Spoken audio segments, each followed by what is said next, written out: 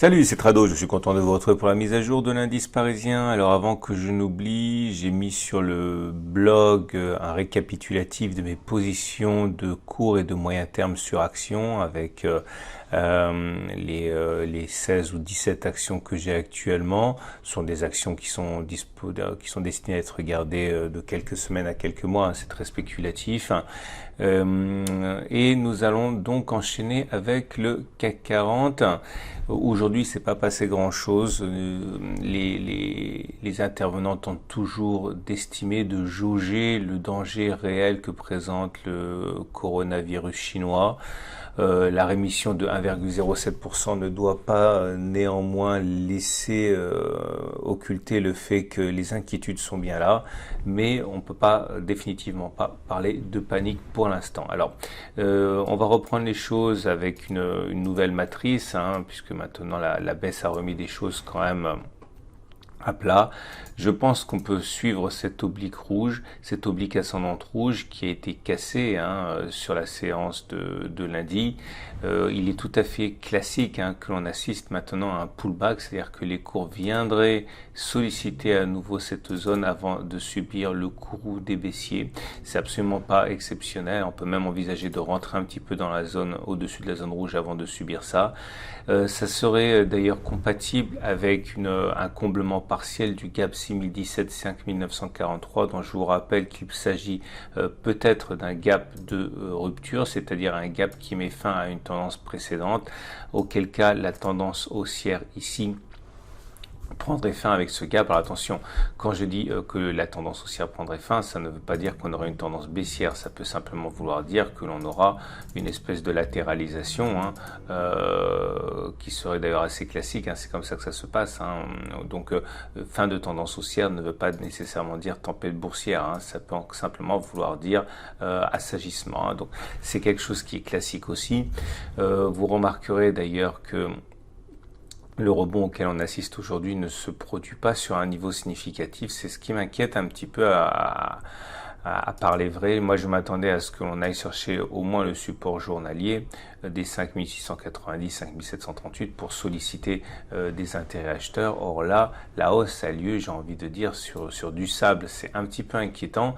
Même le micro support que nous avons ici, vous voyez, n'a pas été sollicité, c'est très très louche, j'ai envie de dire. Alors rien n'est impossible, l'analyse technique c'est qu'une question de probabilité, mais là de voir la fin de la baisse apparaître comme ça, c'est justement contre les probabilités. Je suis extrêmement prudent. C'est pour ça qu'à titre personnel, je vous le dis tout de suite, mais je redirai après, je suis plutôt en mode de recherche d'une attaque baissière, d'un swing baissier, que d'une recherche de swing haussier que je ne rechercherai que plus bas justement sur cette zone-là. Pour l'instant, la tentation est grande encore une fois de saisir les aveux de faiblesse du CAC 40. J'aimerais vous parler des Fibonacci également. Alors les Fibonacci, si on prend la dernière jambe de hausse qu'il y a eu, vous voyez, c'est assez propre, on a rebondi au point près sur les 61,8% de Fibonacci, non pas parce que c'est magique, mais parce que les traders agissent de manière assez moutonnière et ils saisissent les signaux qui se présentent sur un niveau de Fibonacci. Pourquoi pas ne pas envisager effectivement une continuation du rebond, puisque nous sommes sur un micro-support ici, mais c'est généralement pas suffisant quand on a simplement un ratio de Fibonacci comme ça. On m'a beaucoup interrogé par mail, je suis désolé, j'ai répondu à très peu de mails parce que j'en ai plein et ça prend du temps, mais on avait une fourchette d'Andrews ici, j'ai expliqué un plus haut, un plus bas, un plus haut. Cette fourchette d'Andrews permettait de... Attendez, il faut vraiment être précis parce que sinon ça marche pas. Voilà. Cette fourchette d'Andrews permettait de trouver au point près la fin de baisse à laquelle on a assisté. Je ne vais pas revenir sur le fait que je n'ai pas saisi le signal baissier, je m'en suis beaucoup expliqué dans l'article et dans le blog. En tout cas, pour l'instant, la précédente, parce que cette fourchette d'Andrews que j'ai tracée en noir là est un petit peu hérétique en ce sens que la fourchette précédente était toujours valable. Regardez, je la mets ici par transparence. Vous voyez ? Si on trace bien la précédente fourchette d'Andrews, on voit qu'elle n'a pas été invalidée. On rebondit d'ailleurs sur le bas de la fourchette. C'est pour ça que également on peut s'attendre à ce que le rebond perdure un petit peu. Alors c'est pas très solide les fourchettes d'Andrews. Je vais enlever parce que là on voit plus rien. j'ai fait une bêtise, voilà, j'enlève. C'est pas excessivement solide les fourchettes d'Andrews, mais en tout cas le rebond a eu au point près et ça suffit pour donner un petit peu de grain à moudre haussier. Encore une fois, je m'étonnerais à ce que la fin de la consolidation ait lieu maintenant, mais c'est possible au regard de l'existence d'un support, même s'il est excessivement maigre. Mais en tout cas, voilà, on a des fourchettes d'Andrews avec lesquelles on peut jouer. Je vous rappelle que tout ça, c'est explicité dans le pack Tutrado.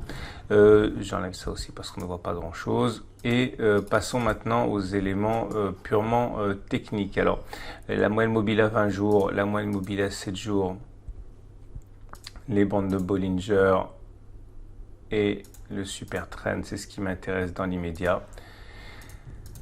Première des choses, vous remarquez que on a cassé la M7, on avait cassé la M20, on a cassé la Bollinger inférieure, on a cassé la M50. Donc à partir de là, normalement, le prochain support dynamique qui pourrait intéresser les traders de moyenne mobile, c'est la moyenne mobile à 50 jours, à 200 jours, qui est là. Ok, j'insiste néanmoins, mais je l'ai déjà dit en graphique hebdomadaire, on a autre chose. On a le fait qu'on a on a un rebond sur un moyenne mobile à 20 jours. Et d'ailleurs, on est sur un support. Je vous invite à regarder la vidéo du week-end. C'est pour ça que, tout ce que j'ai dit précédemment, c'est un petit peu, je suis un petit peu sur le fil. Parce que c'est vrai qu'en données journalières, on n'a pas de vrai support horizontal. En données hebdomadaires, par contre, on en a un. Donc, c'est compliqué. Il faut vraiment s'abstenir de prendre des décisions trop rapides et vraiment agir à la hausse ou à la baisse sur des signaux. Deuxième chose que j'aimerais évoquer avec vous, c'est le fait que le croisement haussier M7-M20 généralement donne lieu à une autre attaque. C'est-à-dire que là, on est un croisement baissier fort M7-M20, pardon, la M7 qui descendait, la M20 qui descendait. Il est classique d'avoir quelque chose de cette nature.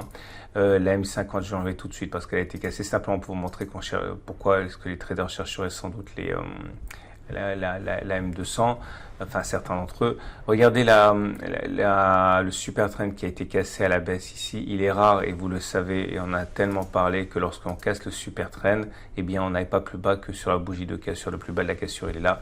Statistiquement, on va plus bas. Regardez là. Là, on a cassé le super trend à la hausse. Ok, on est allé plus haut. Là, on a cassé le super trend à la baisse. On est allé plus bas. Alors, tout est à comprendre de manière probabiliste, c'est-à-dire qu'il n'y a aucune garantie que ça se passe cette fois. Et l'exemple du super trend des bandes de Bollinger va le confirmer dans 2 minutes, mais normalement, on devrait aller plus bas au regard de ce setup-là. J'aimerais vous montrer maintenant l'histoire de mes bandes de Bollinger. Je suis un peu embêté parce que statistiquement, ça aurait dû marcher, mais ça n'a pas marché. Je vous rappelle que là, on avait eu un T1, c'était une première clôture sur la Bollinger inférieure. Normalement, lorsque la Bollinger inférieure descend et que la Bollinger supérieure monte et qu'on a un T1, on devrait avoir un T2 sur une deuxième clôture au-dessus de la Bollinger, en dessous de la Bollinger inférieure. Ça n'a pas fonctionné. Ça n'a pas fonctionné cette fois. Ça n'a pas fonctionné la fois d'avant. Ok, mais ça a fonctionné les 5 fois avant. Donc regardez, je le dis pour ceux qui découvrent le site. T1, T2. T1, T2. Ok. Et puis on peut continuer à faire les 5-6 derniers, ça fonctionnera T1, T2, T1, T2, T3, voilà. Donc c'est pour ça qu'il faut vraiment comprendre, si vous découvrez l'analyse technique, que tout est une question de probabilité, rien ne fonctionne la fois qui arrive, c'est comme un pile ou face, je le répète, je suis désolé, ça doit être vraiment très ennuyeux pour vous, mais c'est pas parce qu'on a 50% de faire pile, 50% de faire face, que quand vous jouez à pile ou face, vous avez pile, face, pile, face, pile, face, vous pouvez très bien avoir pile, pile, pile, face, face, face, pile, pile, face, face, face, face, pile, pile, pile, pile, etc. Mais c'est simplement sur 100 occurrences que les statistiques sont vérifiées, et là, bon, ça n'a pas fonctionné non plus. Non, mais il est classique que l'on aille chercher la M7 avant de subir une nouvelle attaque. Donc c'est à titre personnel ce que je vais faire. Je vais surveiller de très très près demain la M7 et je crois que je vais shorter la M7 dès qu'il y a un signe de faiblesse sur les unités très courtes, le 15 minutes, le 1 heure, etc. Mais ça sera plus pour les day traders. On va regarder pour terminer les autres éléments techniques qui sont baissiers naturellement. Et au-delà d'être baissier, ce qui est embêtant, c'est que il n'y a aucun signe de rémission. Le CCI toujours dans sa zone de survente. Le stochastique sort de sa zone de survente mais est toujours sous son signal. Le MACD0 est sous son signal. Le MACD est sous son signal. Le momentum est négatif. Et le RSI est sous 50. Bref, c'est un peu mieux aujourd'hui. Il y a des indicateurs qui pointent le nez vers le nord. Mais c'est définitivement pas un signal haussier auquel on assiste pour l'instant. On va terminer avec l'Ishimoku. Et l'Ichimoku nous dit la chose suivante, la tendance de fond est préservée. Ok, alors attendez, je vais enlever tout ça, sinon on voit pas grand chose. La tendance de fond est préservée, vous le voyez au fait que les cours sont au-dessus du nuage qui monte. Le nuage, il est clairement encore montant. Attention parce que la SSB s'aplatit. Et donc ça veut dire que le nuage est de moins en moins montant, mais pour l'instant on est au-dessus. Il s'aplatit parce que bon, par construction, on subit ce qui se passe à court terme quand même. Et à court terme, on est passé sous la Tenkan, sous la Kijun. Donc la tendance de court terme n'est plus haussière du tout. Hein. Elle est neutre. Mais la tendance de fond est toujours haussière. Alors maintenant, hein, j'ai oublié de le signaler hier, je vais le signaler.